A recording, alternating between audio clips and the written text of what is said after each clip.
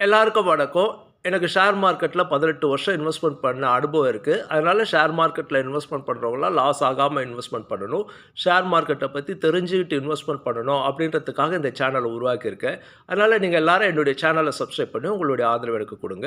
என்னுடைய சேனல்ல இருந்து வர வீடியோக்கள பார்த்துட்டு எது பண்ணாலும் அது உங்களுடைய ஓன் ரிஸ்க்ல தான் பண்ணணும். இந்த வீடியோக்கள் எல்லாமே ஷேர் மார்க்கெட்ல இன்வெஸ்ட்மென்ட் பண்றவங்களுக்கு விழிப்புணர்வு, ஐடியா குடுக்கறதுக்காக தான் போட்டிருக்க வீடியோ. இந்த சேனல்ல நாம என்ன பார்க்க போறோம் அப்படின்னா, இப்போ ஷேர் மார்க்கெட்ல ஒரு கரெக்ஷன் நடந்துட்டுருக்கு. இந்த கரெக்ஷன் 6 மாசமா நடந்துட்டுருக்கு. இந்த கரெக்ஷன் வந்து ஸ்டாக் மார்க்கெட் ஹிஸ்ட்ரியிலேயே இது மாரி ஒரு கரெக்ஷன் நடந்துட்டு இருக்காது. ஆனா, இது ஒரு மோசமான ஒரு கரெக்ஷன் அப்படின்னு சொல்ல முடியாது. இத அடிப்படையில சொன்னா, இது ஒரு ப்ராஃபிட் புக்கிங் கரெக்ஷன் அப்படின்னு தான் சொல்லலாம். அதாவது என்ன ப்ராஃபிட் புக்கிங் கரெக்ஷன் அப்படின்னு சொன்னா, கோவிடுக்கு அப்புறம் ஷேர் மார்க்கெட் உலக நாடுகள் ஃபுல்லா எல்லா இடத்துலயுமே ரொம்ப அதிகமா வளர்ச்சி அடைஞ்சது. அது இந்தியாவுலயும் ரொம்ப அதிகமான அமெரிக்காவுலயும், இந்தியாவுலயும் தான் ஷேர் மார்க்கெட் வந்து உலக நாடுகள மத்த நாடுகளோட கம்பேர் பண்றப்போ ரொம்ப அதிகமான வளர்ச்சி இந்த 2 நாடுகள்ல தான் இருந்தது. இப்போ இது வளர்ச்சி அதிகமா இருந்ததால, அந்த கோவிட் பீரியட்ல வாங்குன ஷேர்கள் எல்லாமே வந்து 5லிருந்து 100 மடங்கு அளவு கூட வளர்ச்சி அடைஞ்சிருக்கு. இதுதான் வந்து இந்த கரெக்ஷனுக்கான காரணம். அதனால அதிகமா ப்ராஃபிட் இருக்கிறதால அத ப்ராஃபிட் புக்கிங் பண்றாங்க. இந்த ப்ராஃபிட் புக்கிங் ஏன் பண்றாங்க அப்டின்னா, இதுக்கப்புறம் வந்து எக்கனாமிக்ல வந்து உடனே ஒரு பெரிய வளர்ச்சி இருக்காது. மற்ற நாடுகளோடயே சில பிரச்சனைங்க இருக்குது. இத மாரி வர்த்தக போர் அப்படின்ற ஒரு பொருளைய கலப்பியிருக்காங்க. இது போர் நடக்கிறது, இந்த மாரி சூழ்நிலை, எக்கனாமிக் குரோத் இருக்குமா? அப்படின்ற ஒரு சூழ்நிலை, எக்கனாமிக் குரோத் கொஞ்சம் டிலே பண்ணி கூட போகலாமா? அப்படின்ற ஒரு சூழ்நிலை. இப்படிப்பட்ட சூழ்நிலையில வ அது அது இப்படிப்பட்ட சூழ்நிலையில இருக்கிறதால, இதுக்கப்புறம் வந்து ஷேர்ஸுடைய வளர்ச்சி வந்து ரொம்ப அதிகமா இருக்கிறதுக்கான வாய்ப்பு கம்மியா இருக்கு. நாம விக்கல அப்படின்னா, மத்தவங்க யாராவது வித்துட்டு போயிட போறாங்க அப்படின்றதால என்ன பண்றாங்கன்னா, இப்போதைக்கு ப்ராஃபிட் புக்கிங் பண்ணிட்டு வெளில போலாம். அப்புறமா வரலாம். எக்கனாமிக் குரோத் வர ஆரம்பிச்சதுக்கப்புறம் வரலாம். அப்படின்றதுக்காக தான் இந்த சேல்ஸ் நடந்துட்டு இருக்கு. இது வந்து ஒரு பெரிய கரெக்ஷன் கிடையாது. ஆனா, இந்த கரெக்ஷன் வந்து ரொம்ப போர் அடிக்கிற கரெக்ஷனா இருக்குது. அதுதான் இப்ப இருக்கிற விஷயம். சரி, இந்த கரெக்ஷன் ஏன் முக்கியமா இந்த கரெக்ஷனுக்கான முக்கியமான காரணம் என்ன அப்படின்னு சொன்னாங்கன்னா, வர்த்தக போர் அப்படின்ற மாரி சொல்றாங்க.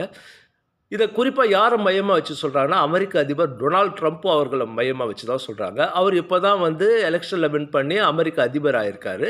அவர் அதிபர் ஆனதும் அவர் என்ன பண்ணாருன்னா, எல்லா நாடுகளுக்கும் இறக்குமதி வரிய ஏத்தியிருக்காரு. அதாவது 25% எடுத்துன்னு போயிருக்காரு.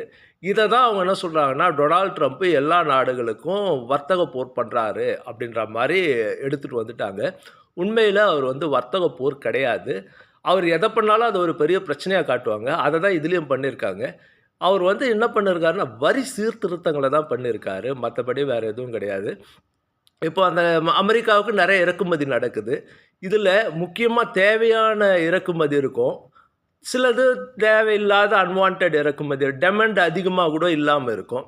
சரி, ஏன் வந்து தேவையானதுக்கும் விலை கம்மியா டாக்ஸ் போடணும்? தேவையில்லாததுக்கும் ஏன் வந்து விலை கம்மியா டாக்ஸ் போடணும்? அப்படின்றதுக்காக அவர் என்ன பண்ணியிருக்காருன்னா, எல்லா நாடுகளுக்கும் இறக்குமதி வரிய ஏத்தியிருக்காரு. இதுக்கப்புறம் கொஞ்சம் நடைமுறையில போக போக அவருடைய தேவைக்கு ஏத்த மாரி டாக்ஸுங்கள வந்து குறைக்க ஆரம்பிச்சுடுவாரு. இது வந்து அமெரிக்காவுக்கு மட்டும் இல்லாம மத்த நாடுகளும் அதே மாரி அவங்களும் என்ன பண்ணிட்டாங்கன்னா, அமெரிக்காவிலருந்து இறக்குமதி ஆகறதுக்கு அவங்களும் டாக்ஸ் போட்டாங்க. அவங்களும் என்ன பண்ணுவாங்க அப்படின்னா, அவங்களுடைய தேவைக்கு ஏத்த அளவுக்கு டாக்ஸுங்கள இனிமேல் படிப்படியா மாத்த ஆரம்பிப்பாங்க. அப்படி மாத்த ஆரம்பிக்கிறப்போ திரும்பவும் வந்து அந்த வரி அதாவது வரி ஏத்துனதால இருக்கிற பிரச்சனைங்க வந்து அது வந்து சரியாக ஆரம்பிச்சுடும். இது வந்து ஒரு பெரிய ப்ராப்ளம் கிடையாது. இத வந்து சீக்கிரமாவே அதுவாவே தானாவே ஆரம்பிச்சுடும். அதனால இத வந்து ஒரு வர்த்தக போர் அப்படின்னு பார்க்காதீங்க. அமெரிக்கா அவங்க வந்து வரி சீர்திருத்தத்த அவங்க கொண்டு வரதால, மற்ற நாடுகளும் வரி சீர்திருத்தத்த எடுத்துட்டு வர வேண்டிய ஒரு சூழ்நிலை வந்துடுச்சு. இப்போ இந்த சூழ்நிலையில ஷேர் மார்க்கெட் இறங்குது அப்படின்றதுக்காக எல்லாரும் பதறி அடிச்சுலாம் ஷேர்ஸ் எல்லாம் சேல்ஸ் பண்ணிடாதீங்க. நீங்க என்ன பண்ணணும் இந்த மாரி சூழ்நிலையில அப்படின்னா, நீங்க முதல்ல ஸ்டாக் மார்க்கெட்ட பத்தி தெரிஞ்ச ஆளா இருக்கணும். அப்படி தெரிஞ்ச ஆளா இருந்தீங்கன்னா, அந்த ஷேர்ஸுடைய கண்டுபிடிச்சிருக்கணும். அந்த என்ன அப்படின்றத நீங்க அதுல வந்து நீங்க வந்து ஒரு நல்ல எக்ஸ்பர்ட்டா இருக்கணும். இப்போ ஒரு ஷேருடைய விலை இவ்வளோ இருக்கு அப்படின்னா, அந்த விலை வந்து அந்த அடிப்படை விலைக்கு அளவுல இருக்கா? இல்ல அடிப்படை விலைய விட குறைவா இருக்கா? அப்படின்னா, அந்த ஷேர்ஸை வந்து எந்த கரெக்ஷன்லேயும் நீங்கள் விற்க வேண்டிய அவசியம் இல்லை. பொதுவாக ஷேர்ஸ் நம்ம எப்போ விற்கணும்னா, மார்க்கெட் குறையுது, மார்க்கெட் ஏறுது அப்படின்றத வச்செல்லாம் நம்ம வாங்கக்கூடாது, விற்கக்கூடாது. ஷேர்ஸை வந்து அதனுடைய அடிப்படை விலையை விட கீழே இருக்கா, அடிப்படை விலையில் ஃபண்டமெண்டல் ரேட்டுன்னு சொல்லுவாங்க, அந்த விலையை விட கூட இருக்கா, குறைவாக இருக்கா, இல்லை அதிகமாக இருக்கான்னு பார்க்கணும். அதிகமாக இருந்தால், ரொம்ப அதிகமாக இருந்தால் அதை சேல்ஸ் பண்ணிட்டு வந்துடணும். அடிப்படை விலையை விட ரொம்ப குறைவாக இருந்துச்சுன்னா அந்த ஷேர்ஸ் எல்லாம் வாங்க ஆரம்பிக்கணும். அந்த ஷேர்ஸ் எல்லாம் குறைய கொஞ்சம் கொஞ்சமாக வாங்கணும். எவ்வளோ தான் விலை ஷேர்ஸுடைய விலை வந்து அடிப்படை விலையை விட கம்மியாக இருக்குதுன்னாலும் நம்ம வந்து என்ன பண்ணக்கூடாது, மொத்த பணத்தையும் எடுத்துன்னு போய் ஒரே ஷேரில் ஒரே நேரத்தில் கொட்டிடக்கூடாது. ஏன்னா ஒரு கம்பெனியுடைய ஷேர்ஸுடைய விலை அந்த அடிப்படை விலை கீழே வந்துச்சுன்னா அதுக்கப்புறம் குறையக்கூடாதுன்னு அர்த்தம் கிடையாது. அதனால் நம்ம என்ன பண்ணணும், இதே மாதிரி அடிப்படை விலையை விட குறைவாக இருக்க கம்பெனிங்க ஒரு கம்பெனி தான் கிடையாது, ஷேர் மார்க்கெட்டில் நிறைய கம்பெனிங்க இருக்கும். அதே மாதிரி அந்த எல்லா கம்பெனிங்கள்லேயும் பிரித்து இன்வெஸ்ட்மெண்ட் பண்ணணும். அப்படி பிரித்து ஒரு ஈக்குவலாக ஒரு 100 கம்பெனி கூட எடுத்துக்கோங்க. இன்வெஸ்ட்மெண்ட் பண்ணணும் அப்படின்ற ஒரு பாயிண்டில் 100 கம்பெனி கூட எடுத்துக்கோங்க. அந்த 100 கம்பெனிகளில் பிரித்து இன்வெஸ்ட்மெண்ட் பண்ணுங்கள்.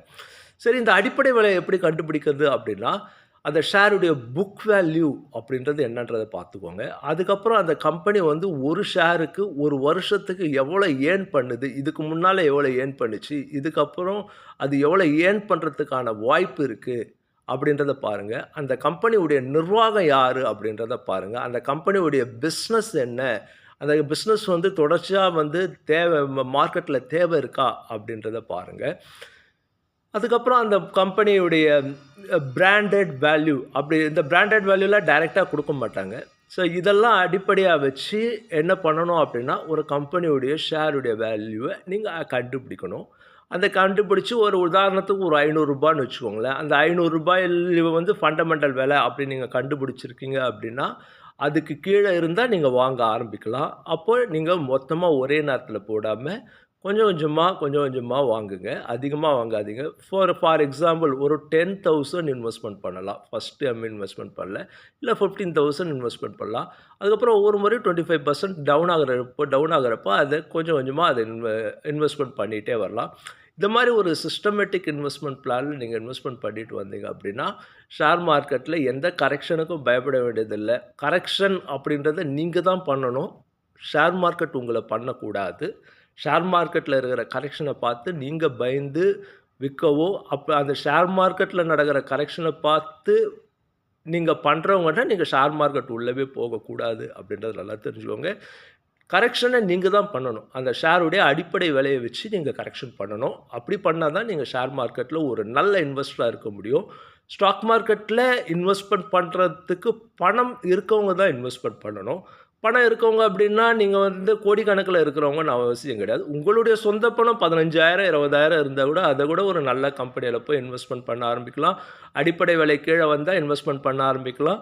குறையல அப்படின்னா அதை அப்படியே வச்சுக்கலாம். ஏறிட்டே போச்சுன்னா அதை அப்படியே வச்சுக்கலாம். நம்மளுக்கு தேவையானப்போ விற்று போகலாம். குறைஞ்சிச்சின்னா என்ன பண்ணணும், ஒவ்வொரு முறை குறையிறப்பவும் அந்த கம்பெனியுடைய ஷேர்ஸில் ஒரு அதிகமாக இல்லாமல் கொஞ்சம் கொஞ்சமாக வாங்கி ஆவரேஜ் பண்ணணும். ரிசல்ட்ஸை பார்க்கணும். ஒவ்வொரு வருஷமும் ஒவ்வொரு 3 மாதத்துக்கும் கம்பெனி எந்த அளவுக்கு ப்ராஃபிட் பண்ணுதுன்ற ரிசல்ட்ஸை பார்க்கணும். அந்த ரிசல்ட்ஸ் எல்லாம் மணி கண்ட்ரோல் ஆப்லலாம் இருக்கும். அந்த ஆப்லலாம் நீங்கள் போய் அந்த ரிசல்ட்ஸ் எல்லாம் பார்க்கணும். இப்படி நீங்கள் பண்ணிட்டு வந்தீங்க அப்படின்னா ஷேர் மார்க்கெட்டில் நீங்கள் லாஸ் ஆக மாட்டீங்க. ஷேர் மார்க்கெட்டில் இருக்க கரெக்ஷனை பார்க்காதீங்க. நீங்கள் சரியாக இன்வெஸ்ட்மெண்ட் பண்ணீங்களான்னு பாருங்கள். நீங்கள் சரியாக இன்வெஸ்ட்மெண்ட் பண்ணதுக்கு அப்புறமும் அதில் மிஸ்டேக் இருக்குன்னா அந்த மிஸ்டேக்கை நீங்களே கரெக்ட் பண்ணுங்கள். கம்பெனியுடைய இன்ஃபர்மேஷன்ஸ் எல்லாம் தெரிஞ்சுக்கோங்க. இதை மாதிரி ஸ்டாக் மார்க்கெட்டில் இன்வெஸ்ட்மெண்ட் பண்ணுங்கள்.